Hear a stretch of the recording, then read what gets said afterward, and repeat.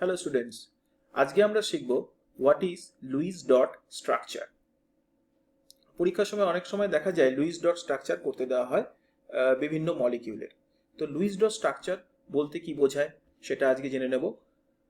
তো scientist Luis একটা মলিকিউলকে দেখানোর জন্য, বোঝানোর জন্য, টু ডাইমেনশনালি রিপ্রেজেন্ট করার জন্য মলিকিউলটার বিভিন্ন অ্যাটমের কানেক্টিভিটি শো করেন ডট আর ক্রস দিয়ে।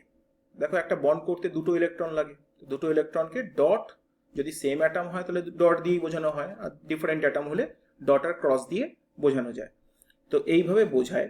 এবং মলিকিউলগুলো যখন ফর্ম হয়, অ্যাটমসগুলো যখন কানেক্ট হয় দুজনের মধ্যে, তখন অক্টেট রুলকে এখানে প্রাধান্য দেওয়া হয়। অক্টেট রুল মানে একটা অ্যাটম তার ভ্যালেন্স ইলেকট্রনকে কমপ্লিট করছে, কারণ বন্ডিং করতে গেলে অ্যাটম কি চাইবে, তার ভ্যালেন্স ইলেকট্রনটা যেন কমপ্লিট হয়, স্টেবল হবে, তাহলে nearest Nobel gas configuration achieve করবে।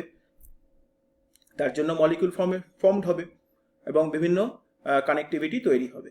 তো লুইস ডট স্ট্রাকচারের মাধ্যমে আমরা একটা মলিকিউলের প্রাথমিক বেসিক স্ট্রাকচার আমরা পাবো। এটা কখনোই রিয়েল স্ট্রাকচারাল রিপ্রেজেন্টেশন নয়, রিয়েল বন্ডিং কানেক্টিভিটি নয়, স্ট্রাকচার জিওমেট্রি এর দ্বারা বোঝা যায় না।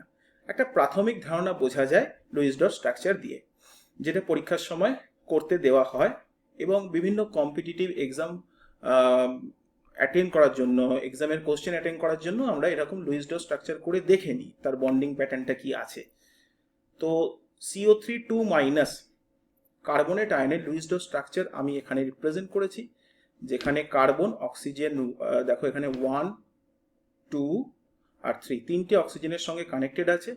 প্রত্যেকটা অক্সিজেন তার অক্টেট কমপ্লিট করেছে কার্বনের সঙ্গে। নীল কালারের বন্ডিং ইলেকট্রনস দিয়ে আমরা শেয়ারিং ইলেকট্রনস দেখিয়েছি, আর গ্রিন কালারের ইলেকট্রনস দিয়ে লোন পেয়ার অফ ইলেকট্রনস এখানে ইউটিলাইজ হয়েছে।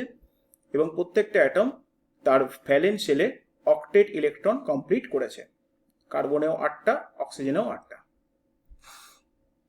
তো এই লুইস স্ট্রাকচার এখন আমরা ড্র করব কি করে, এটা নিয়ে আমি ভিডিও করেছি।